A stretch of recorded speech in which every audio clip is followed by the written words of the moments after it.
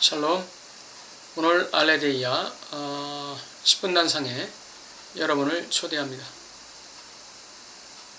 오늘은 마태복음 17장 4절 말씀을 근거로 해서 변화산의 의미라는 제목으로 말씀을 나누고자 합니다.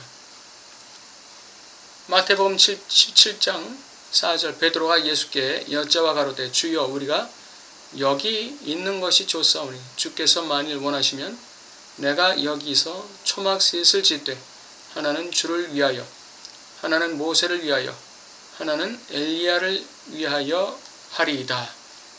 이렇게 베드로가 예수님께 제안하고 있습니다.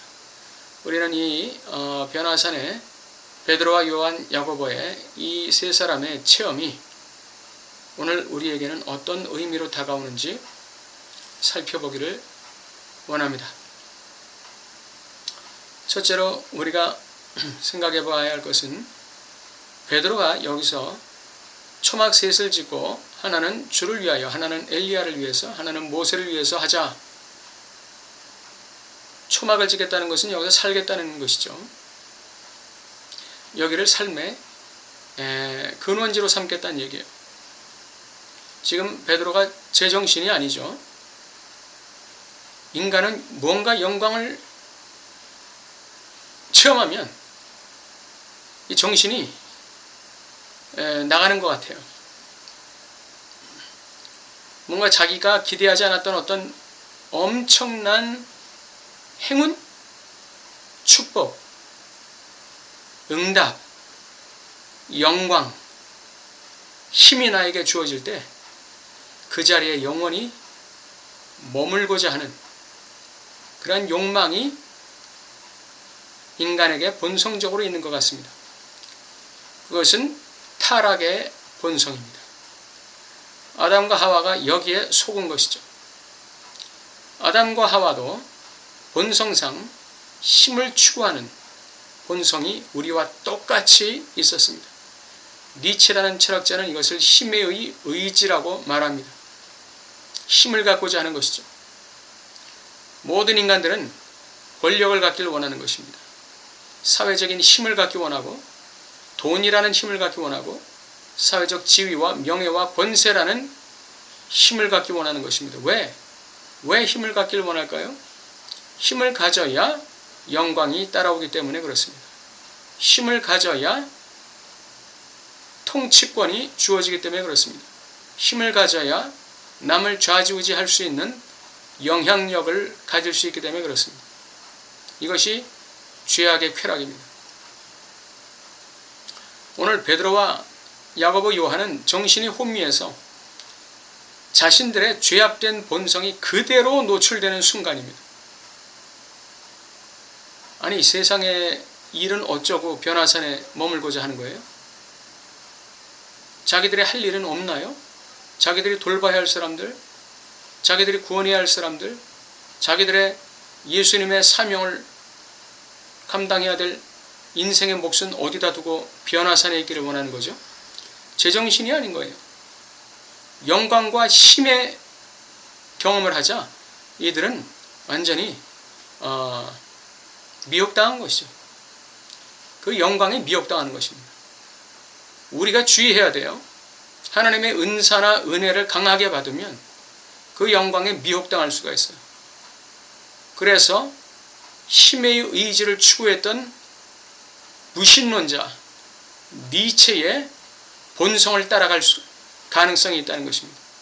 다시 말하면 타락의 본성이 강력하게 고개를 쳐들고 우리의 모든 여타의 영성을 무너뜨릴 수 있다는 것입니다. 하나님의 은혜가 너무 강하게 임하거나 우리가 하나님의 영광에 도취될 때 그런 현상이 나타날 수 있어요. 그렇기 때문에 하나님께서는 우리에게 쉽게 그렇게 하나님의 영광을 보여주질 않아요. 그걸 우리가 감당을 못하기 때문에 그런 것입니다. 특별하게 엘리야라든지 모세라든지 아브라함이라든지 이사야, 예레미야라든지 이러한 사도 요한이라든지 이러한 그 하나님의 은혜와 영광을 감당할 만한 사람에게나 그 영광을 보여주시는 것이죠. 감당 못할 사람이 하나님의 영광을 체험하게 되면 그것이 하나님의 영광을 제대로 체험하는 것인지도 의문스럽거니와, 그렇게 되면 교만과 독선과 힘의 의지에 사로잡혀서 그렇지 않은 사람들을 자신의 도구로 만들 수 있는 그런 가능성이 활짝 열리게 되는 것이죠. 이 원래 베드로와 요한과 야고보는 예수님께서 다시 오시는 날에, 그 영광을 가지고 다시 오시는 날에 하나는 보좌 우편에, 하나는 예수님 좌편에 앉게 해달라고 그 모친이 치맛바람 날렸던 그 주인공들 아닙니까? 예수님을 믿는 동기가 어디에 있었는지, 지금 변화산에 이 주택을 짓고 이 가옥을 짓고 초막을 짓고 살고자 한다는 이 베드로의 그 본심이 무엇인지를 알 수 있죠. 예수님을 이용해서 영광 누리자는 거 아닙니까? 예수님을 이용해서 세상 영광, 권세, 힘을 누리자. 그것이 상상계적인 신앙입니다. 그것이 환상 속의 신앙이에요. 우리는 변화산의 영광에 도취되어서는 안 됩니다. 하나님의 은혜에 도취되면 안 돼요. 하나님의 영광을 체험해도 그 영광에 도취되어서는 안 돼요. 현실로 내려와야죠. 둘째로 변화산 체험에, 아주 변화산 체험이 우리에게 주는 의미는 미래 승리에 대한 확신입니다. 이 변화산의 체험이라는 것은 영적 세계가 있다는 것. 모세와 엘리야는 수천 년 전에, 천몇백 년 전에 죽은 사람들 아닙니까?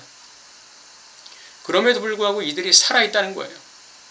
하나님의 나라는 반드시 존재한다는 걸 우리에게 가르치는 것이죠.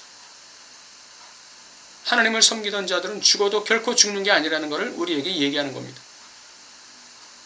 그리고 반드시 승리한다, 반드시 이긴다는 것을 우리에게 제시하는 거예요. 그렇기 때문에 이 변화산 체험이 우리에게 주는 교훈은 이 현실 삶에서 최선을 다해서 그 어떠한 고난과 환난이 와도 낙심하지 말고 승리를 바라보며 끝까지 믿음으로 인내하라는 것을 우리에게 얘기해 주고 있는 거예요. 무슨 힘으로 우리가 환난과 고난을 이길까요? 변화산의 체험은 바로 우리에게 그러한 환난과 고난을 이길 수 있는 영적인 힘을 제공하는 것입니다. 영적인 믿음의 확신을 제공하는 거예요. 왜? 내가 체험했기 때문에. 여러분, 오늘 변화산의 이 영광의 체험을 오늘날 비유하자면 어떤 것일까요? 교회에서 하나님 만나는 체험, 기도원에서 하나님 만나는 체험, 하나님의 영광, 하나님의 임재, 하나님의 강력한 은혜를 체험하는 그러한 경험으로 비유될 수 있습니다. 그러나 그 은혜를 주시는 목적이 있다는 거예요. 지난번에도 말씀드렸지만 하나님의 은혜에는 하나님의 인격성이 있습니다. 하나님이 우리에게 은혜를 주실 때에는 그 은혜에 대한 책임을 요구하시는 거예요. 그 책임이 어떤 책임일까요? 우리가 현실 생활 속에서 이 세상이라는 철로역정, 이 믿음의 철로역정을 걸어가는 그 순간순간에 우리에게 다가오는 모든 믿음의 선한 싸움을 잘 싸워 이기라는 책임이 우리에게 부여되는 것입니다. 하나님의 은혜, 하나님의 영광의 체험, 하나님 임재의 체험, 하나님 은사의 체험은 바로 여기에 목적에 있는 거예요. 이 세상에서의 철로역정을 승리롭게 감당하라. 믿음의 선한 싸움에서 승리하라. 환난과 역경 속에서 인내하고 승리하라. 이 책임을 우리에게 부여하는 것이죠. 은혜 받는 목적이 바로 여기에 있는 것입니다. 은혜를 받아서 남에게 날 좀 보소하고 자랑하라는 게 아니에요. 그것이 바로 은혜의 사유화입니다. 은사의 사유화, 축복의 사유화. 이런 사유화하는 성도들이나 주의 종들은 하나님이 주신 은혜에 대한 책임을 망각한 주체들입니다. 하나님의 은혜와 은사에는 반드시 책임이 뒤따르게 되는 것입니다. 은혜는 내 것이 아니라는 걸 기억해야 돼요. 축복도 내 것이 아니요, 은사도 내 것이 아니라는 걸 기억해야 됩니다. 그러한 은혜와 은사와 축복과 영광과 하나님 인재의 체험은 바로 그게 변화산의 체험과 똑같은 것인데 거기에는 목적이 있다는 거예요. 이 세상, 이 현실, 지금이라는 이 환란의 때에 역경과 고난을 믿음으로 승리해 내라는 것. 좌절하지 말고 낙심하지 말고 끝까지 선을 행하라는 그 책임성을 우리에게 부여하는 것입니다. 그리고 그러한 책임을 성취하고 달성하고 책임을 져 나가는 데 필요한 은혜를 바로 이 변화산의 체험이 주는 것입니다. 그러므로 우리가 힘들 때 하나님이 주신 은혜를 기억하시기 바랍니다. 하나님이 우리에게 작든 크든 은혜를 주셨다는 사실은 우리는 궁극적인 승리자라는 것을 의미하는 것입니다. 그러므로 우리가 해야 될 일은 인내하며 승리하는 것입니다. 끝까지 믿음을 견지하는 것입니다. 소명의 길을 잘 달려가는 것입니다. 이것이 변화산의 영광의 체험이 우리에게 주는 메시지입니다.